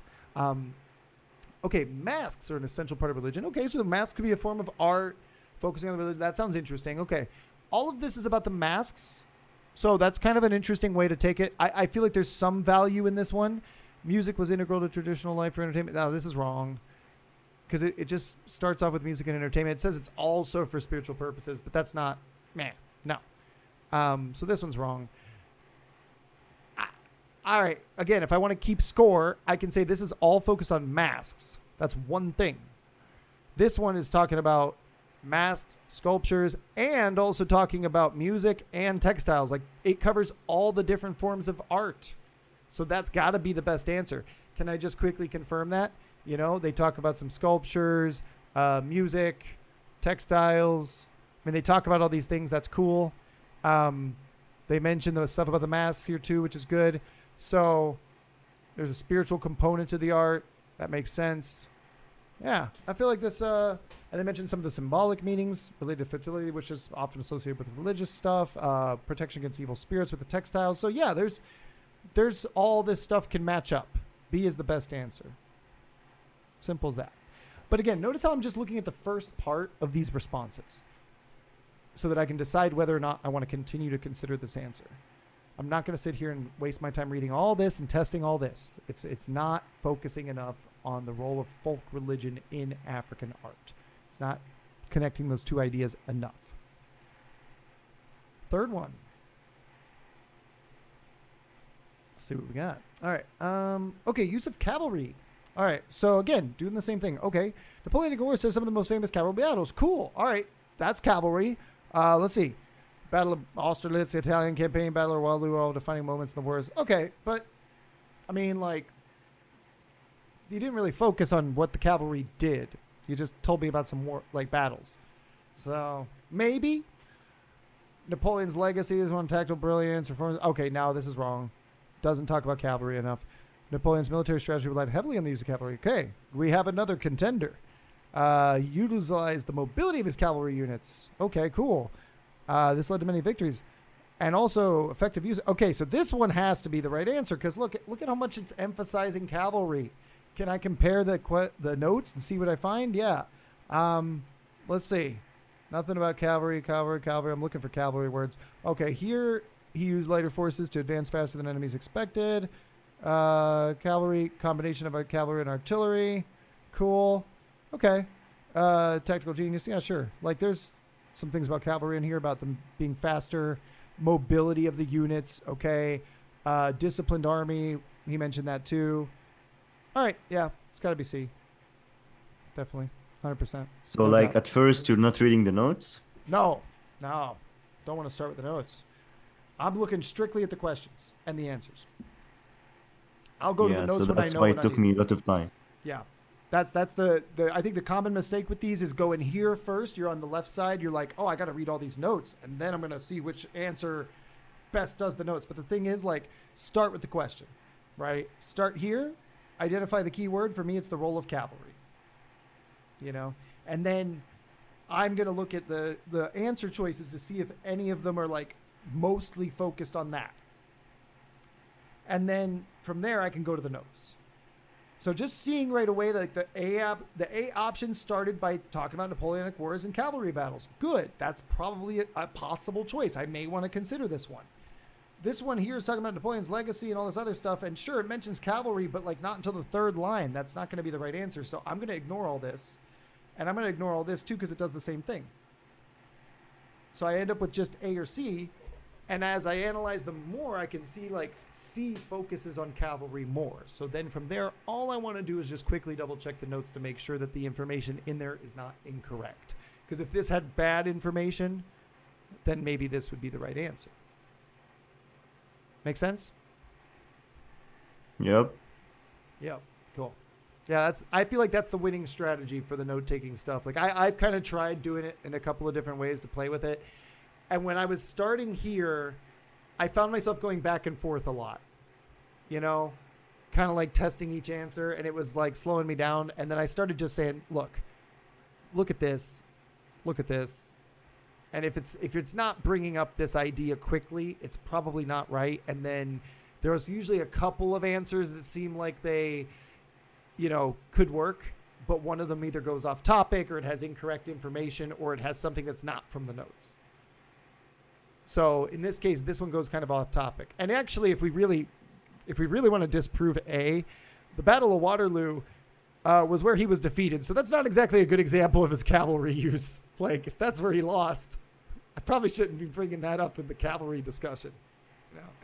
So I can also really find good reasons to eliminate this one. But my point is, like, if we just focus on what the question is asking for, it's pretty easy to get the right answer and then just confirm it. All right, and then let's see what the last one is here. All right, so environmental effects of the Industrial Revolution. Cool. Okay, so again, same principle here. Created new job opportunities. Nope, this isn't it. Steam engine and railways greatly improve connectivity, but require fossil fuels. I mean, I don't know. It's kind of in the second half, but I feel like it should be in the first half. I don't really trust B here. I'm not liking it that much. Could be, but I don't know. Cities are more polluted thanks to the transition from agriculture to industry. Okay, all right, that could be something here. Got better over time as knowledge of sanitation was gained and cleaner processes were developed. Okay, that's kind of, I mean, that stays on topic. I don't know that that's broad enough because it's just focused on cities. Like, I'm not sure I love that. If it was like the impact on cities, I would love C, but I don't love it. The environmental revolution in Britain or industrial revolution brought with it a significant environmental cost. Okay, so right here, I like this answer. Like, this got to be the right answer. And then it explains it. Okay, increased use of coal, increase in pollution from new manufacturing. It can be said that today's global warming began here. Okay, so there's a lot of impact statements here. So I want to just verify these real quick. I'm going to look for some key words. Increased use of coal. It says here, yeah, increased use of coal. Good. Okay. New manufacturing processes, stuff like about manufacturing. I think that's implied, right? Revolutionized transportation manufacturing required fossil fuels to function. So there you go. And then today's global warming began here, marks the beginning of human exploitation of previously captured carbon. Like, yep, that just works. That's got to be it. Yeah, cool. So again, I'm really just able to focus in on what the answer is talking about, right? And I see here like, okay, this is not a bad answer, but it is very focused on one aspect. And this one's got like 3 different things to talk about. And that's using more notes. So while I can argue that, okay, this is all true about the cities, that's 1 point. That's not 3. 3 beats 1 every time. So that's how I would get there. Any questions?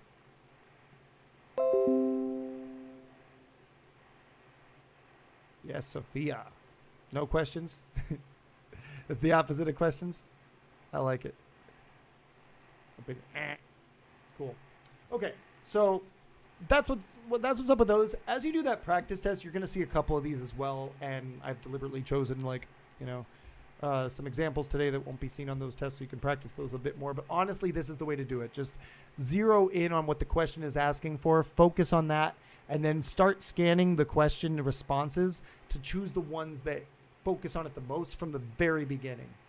And that should help you really eliminate a lot of other answers, and then you can just check the notes. And again, when I check the notes, you notice I don't just start from the top and go down. What I do is like pick specific words. So I looked for coal. Like, all right, I want to confirm coal and other resources. I look around and see, ooh, there's coal. Increased use of coal. So I get the answer quickly. Same deal here. When I talk about, global warming, I see that there's like, okay, beginning of human exploitation of previously captured carbon. I know carbon emissions have to do with global warming. Okay, global's there. Like, I can look at keywords to help me find things faster. All right, so last thing we're going to talk about a little bit here are these supporting claims questions. And we are getting close to the end of the class, so I'm probably going to leave one of these as homework for you today, just so you can do some practice with those as well. You're going to see these on the practice test also. I think these are difficult questions, so I want us to take a good look at how these work, and we're going to talk a little bit about what you should do with them. So let's go there. So again, identifying questions is important. We got to be able to know what kind of question we're working with so that we can use the best strategy. You're going to see things like this. What evidence would best support the claim? Or which choice best supports? Or what evidence would best illustrate the claim? There's always something about support or illustrate and claim, something along these lines. And so we can qualify all these as supporting claims questions, okay? So the way I recommend you approach these questions, first of all, these are ones where you would want to take a little more time to make sure you understand them very clearly. These are good ones to, like, when you get these, go ahead and if you need to take an extra 30 seconds or something, do it, okay? Or flag these for review and come back if you're not totally sure. The most important thing, obviously, is to understand the claim. If you don't understand the claim, then you can't support the claim. Like, that's the simplest thing I can say. If you can focus on the claim and understand it clearly, you will have a good time. Make sure that you kind of find the best answer that would conclude it well. Usually this is also like a sentence completion question, like it's at the very end of the paragraph. So you're going to sum up the main idea of this. And then read the answers carefully. A lot of times just part of the answer is correct, and that's how they get you. You start reading, you see part of the answer and go, oh, this must be it. Then you mark it and move on, and you get screwed by like one part of it. So make sure you take your time and read your answers. Here's a good example. My last piece of advice before I get to the example. Don't sweat the vocabulary. A lot of times these are scientific. They tend to be scientific texts. You don't need to know all the scientific words, okay? They could mean anything. It doesn't matter. All you got to understand is their relationship to the claim. So I'll show you a good example of this. This is a good example of a supporting claims question. right? So my question here is, which finding, if true, would best support the researcher's claims? So what I do is I look and I see this, I see the support, and I go, ooh, we're supporting claims. Now I got to find the word claim. That's what I want to do. I want to look for that word claim or something similar to it, like some maybe hypothesis, claim, believe, I don't know, but some word that'll help me find the idea that they have. And I see here that that's the claim. So now I'm going to read this part. So they claim that inducing fermentation of black beans using lactic acid bacteria improves the digestibility of the beans and makes them more nutritious. So they're saying that when you do this thing, the beans become more nutritious. All right, using this technique called fermentation. You don't need to know what fermentation is. You don't need to know what lactic acid bacteria is. All you need to know is that when you do that, black beans become more nutritious, according to these people. So I want to support that claim. Now, I need a little more information here because I don't know what that fermentation could do to help. I understand that they're saying fermentation makes it easier to digest these beans, but why? What would be the motive or the mechanism behind that? And I'm not going to be able to answer this without that detail. So I look up a little bit further. I'm trying to figure out the how this works. I got to go back and read more. But at least I understand the claim, right? I get the claim first. So it says they're difficult to digest because of their high levels of soluble fiber and compounds like raffinose. Again, I don't know what raffinose is. I don't care. All I know is that it makes it difficult to digest something. So, hypothetically, if the black beans with fermentation have less raffinose or less fiber, that would be a good thing, right? It says they also contain anti-nutrients like tannins and trypsin inhibitors, right? Which interfere. So again, if those are reduced, that would also be a good thing, right? Those are bad. So all these things, raffinose, soluble fiber, tannins, trypsin inhibitors, all these things make it hard to digest stuff. If I can find an answer that shows that there are less of those things, I'm good. That's all I'm looking for. Less of those things.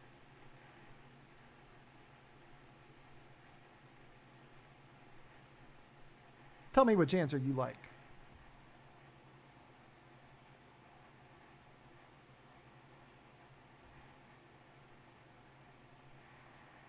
I'm getting some B's and I'm getting some C's. Interesting. All right, so we're gonna have to compare. This is good. If we're getting down to these options, that's a good start.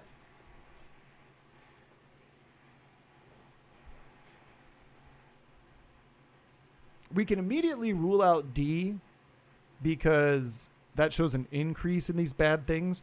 And we can rule out A because that would not support their claims. Like, if we find out that these bad things are less common than we thought, then that means that these guys' hypothesis is not helping.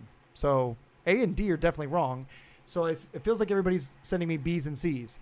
Let's take a look at B and C then.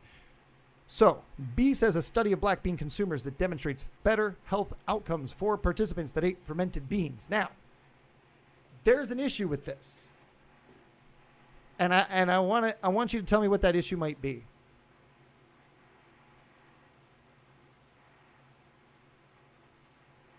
I would agree that this does support their claim, by the way. But there might be an issue.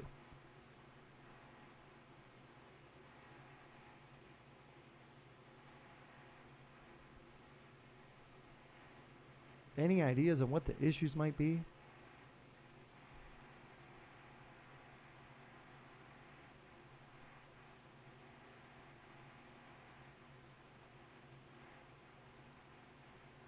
It doesn't necessarily mean that the fermented beans are the reason. Okay, very good.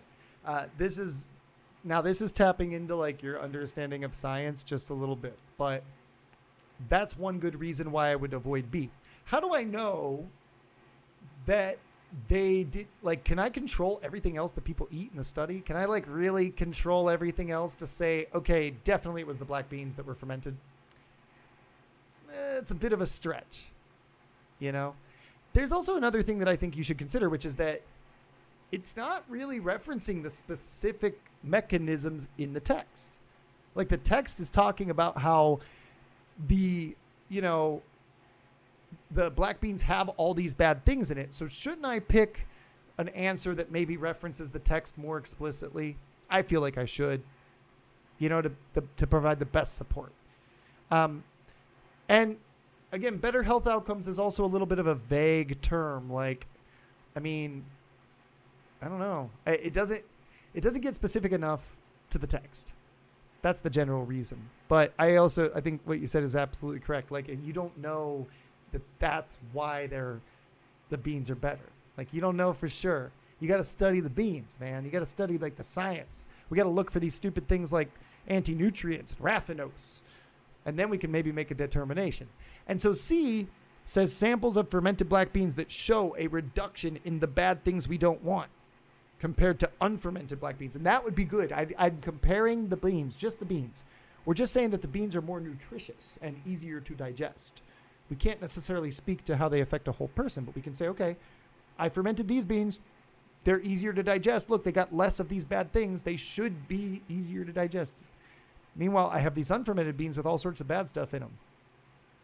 So I should pick C here. That would be my best choice. And that's the reason why. So I will agree that B does support the claims, but it's not the best support of the claims.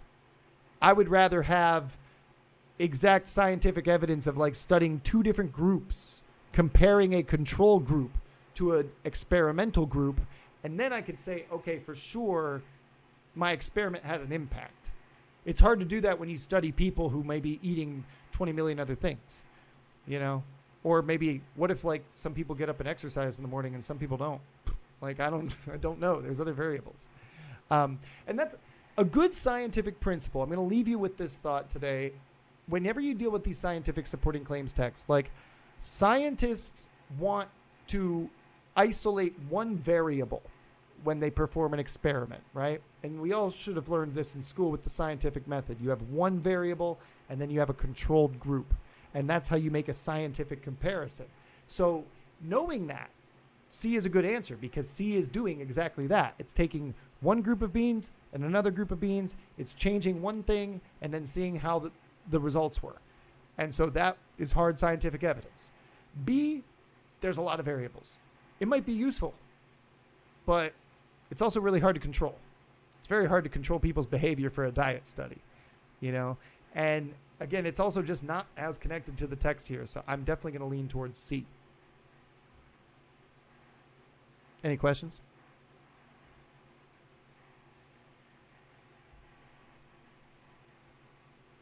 All right. Yeah, I have a question. Sure, tell me. Yeah, can you, I don't know, give us a range of the time required for each question for the different kind of questions? Yeah, we could get kind of a general estimate for those. Sure. Yeah, I might be able to make a little table for you or something. Yeah.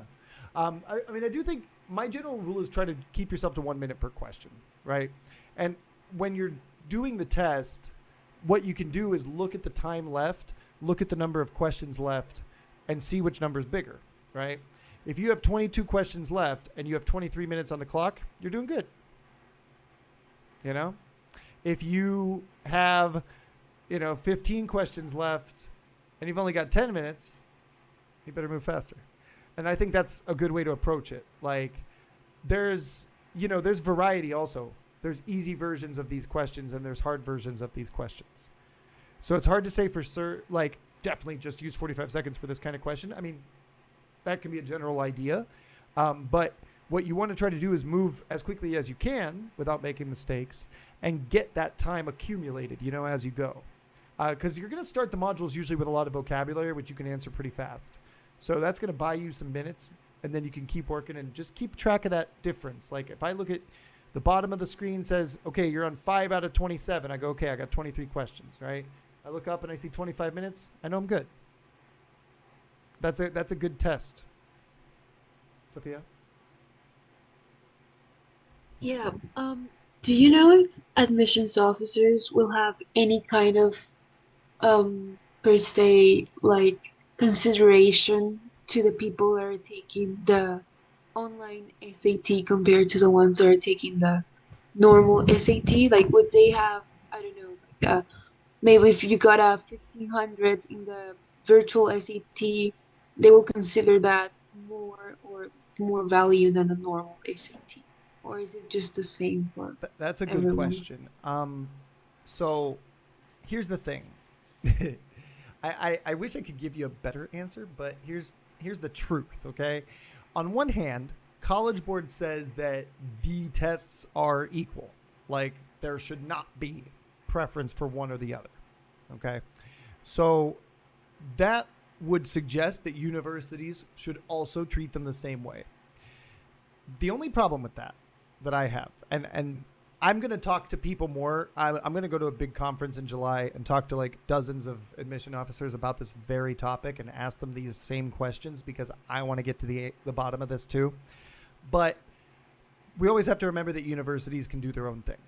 So they may see like we don't, and we're also just collecting data now. Like what if they see that, oh, everybody who took the digital SAT got like a big increase on their scores? And then it's like, should I treat them the same? Like, we don't know how they're going to react because we don't have all the data yet. I think that they're going to probably treat them all equally for the most part. I don't think they're going to discriminate against one or the other because that's the guidance they've been given. And I don't think there's enough data, even by the time you're applying later this year, for them to have that kind of judgment. So, simple answer, it's probably going to be the same. They're going to treat them the same. More complex answer, it may depend on the data and what some universities see in that data. But that is something I'm going to continue to investigate myself. Nicolas, I saw your hand up. Yeah, about the homework exam practice, do we only do the English part or also the math section? I would like you to do both. Do English and math because I'm going to have Ed take a look at those as well with you guys when you come back next week. So yeah, you are on the practice tests in Bluebook. You do have to like go through and do them all together, like completely, as far as I can tell. So, set aside some time to try to work on the whole thing. I'd recommend maybe just over the weekend or something when you have some time, or one of these nights this week.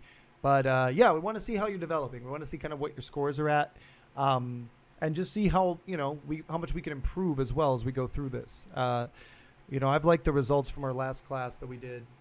We got everybody's results back this week, and it's all been pretty positive. I like what I see. Like we had some 1,400 plus results, a lot of stuff in the 12s and the 13s.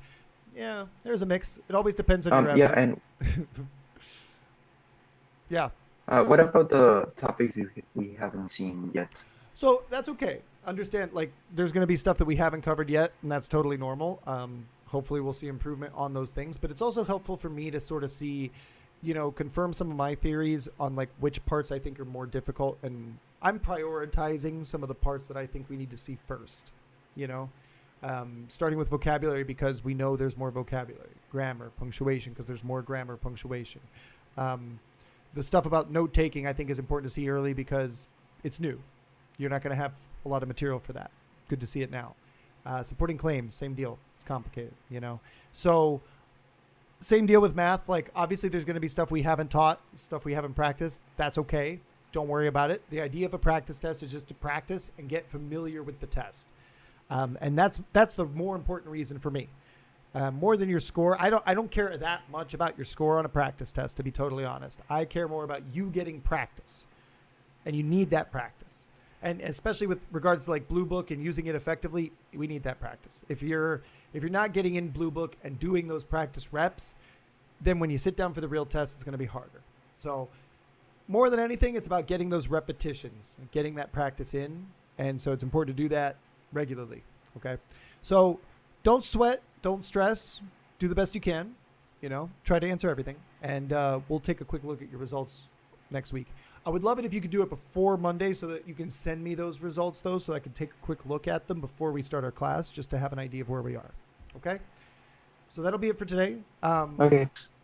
And, yeah, feel free to let me know if you need anything. Thank you all very much. See you next week. Thank you. Thank you so much. See you. You're welcome. Take care. Thank you. Don't forget about the link, the video link. To the class. Yes. I have it. I have a sticky note on the monitor right in my face. I'm going to make sure I send it up, so don't worry. Okay, thank you. You're Bye. welcome. See you.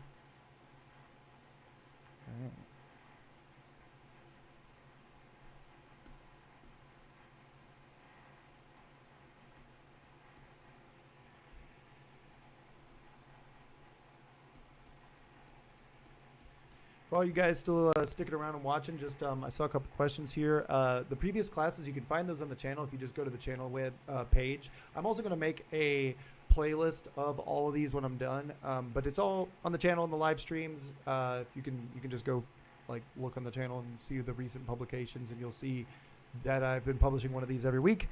And Jet, if you want to get in on this stuff, if you want to get in on the Zoom call, we do charge for these classes, and these people that are in here are paying customers in here, with the exception of the guys that won my contest. So if you want to get involved, hit me up at prepwithscore.com and let me know if you're interested in joining the class, and we can work that out. But I'm still putting out the material here for everybody to use because I want you to have that practice. I want you to get the best score you can right now, because I know it's hard this year. So that's why we're doing it this way. But I also know that my streaming has been a little awkward lately with the internets. I'm not sure why, so I apologize for that. I've been working on that. I'm not sure why OBS is giving me issues lately. It seemed like it was more stable today. It only dropped 2% of the frames, so that's progress. But I was getting a bunch of error messages here, so if you were sticking around and you were having some, annoying connection issues, I beg your forgiveness, but I appreciate you hanging out anyway. So that'll be all for this week.